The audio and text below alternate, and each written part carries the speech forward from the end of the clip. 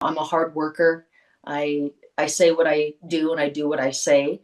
And I'm a firm believer of leading by example. So, this, if anything, this is for me leading an example for my daughters.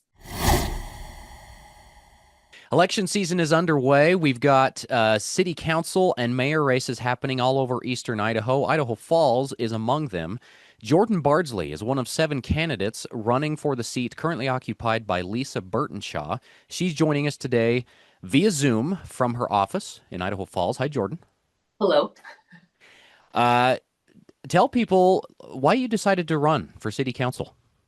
The reason that it was kind of a interesting thing. I had randomly saw it on the Book of Faces that I almost never go on, that there were openings. And with the most recent election, my oldest, it was her first time being able to participate and do her civic duty. So I was very proud to take her in and get her to vote. With the current political tides, I shall say, she was concerned about where change can be made. And I said, you have to start small. Start in your home, start in your school, your neighborhood, your city. And so when the opening came up, I'm practicing what I preach. I want to be part of the process. So, what changes are you referring to? What changes are you hoping to make if you're elected? For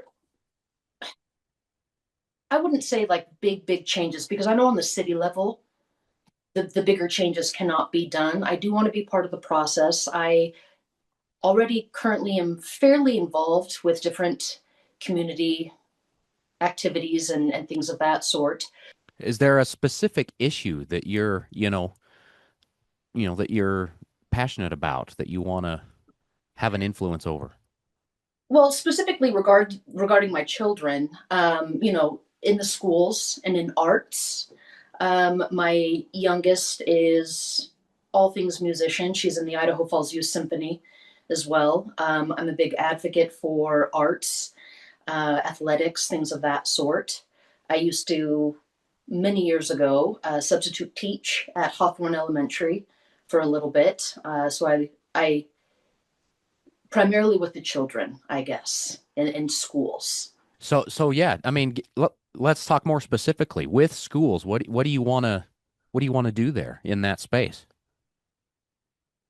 The child to teacher ratio, from what I have witnessed, is there's a very big disconnect. There's that bottom 5% that just seem to linger.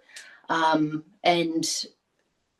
the medium kids just kind of skate through.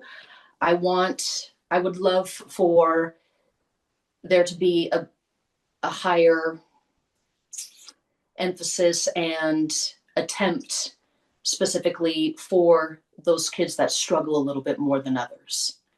Making teachers more accessible to students who may be struggling.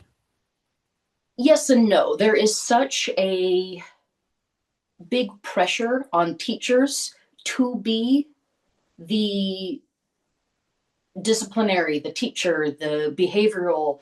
There's such a big pressure on teacher to be the end all be all for how their kids are. So, and how they behave in the school system as well.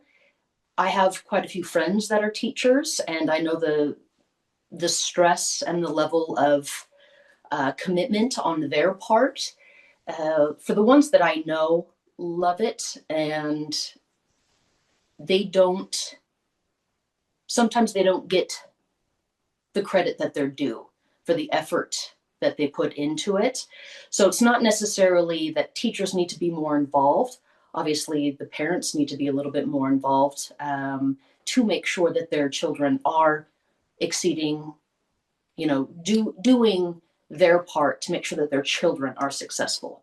Now, Jordan, have you ever held public office before or ever ran for political No, office? I have not, Rhett. This is kind of a whim, so to speak. Giving it a So try, seeing how it yeah, goes. why not? Why not? Why Yeah. not? Now, you were telling me before we started recording, you have lived in Idaho Falls for about a decade. You Mhm. moved here in 2014 and you had some family ties in the area. You're Yes. originally from Seattle, Washington. North of, but yes. So tell me, like, what brought you to Idaho Falls? So I had from Seattle moved to Phoenix, Arizona, and I worked with a trucking company. And with the way the current family dynamic was, it was a good choice for us to get out of Phoenix. So our family and I moved up here in 2014, and that was for work. My work moved me up here, and I worked for that company ultimately for 11 and a half years in full. Um, so yeah, that's what brought me here was work. What do you currently do for a living? I currently work for the state of Idaho in the Department of Health and Welfare. Oh, really? Yeah. Okay. So Yep. you kind of have a broad view of things happening in the state, at least in that realm. Correct. Yes. Yeah. Okay. And so, with your background and experience, why do you feel that makes you qualified to serve on the city council? I feel that my life experiences, my personality would be a good fit. I know that I can be a little bit brash and uncouth and a little bit overzealous with certain things. But when it comes down to it, I'm a hard worker. I say what I do and I do what I say, and I'm a firm believer of leading by example. So, this if anything, this is for me leading an example for my daughters.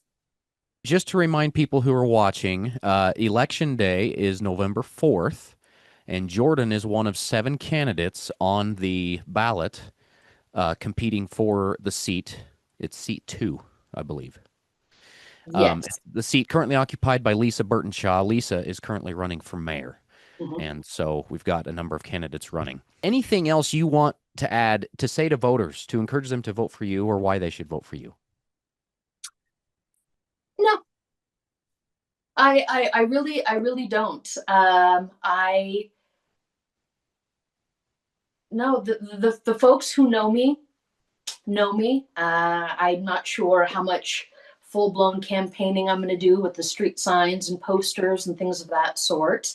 If I do get elected, I work my bones. I work my tail off. So that would not be a question of concern if I were to get elected.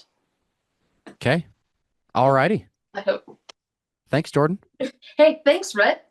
Yeah.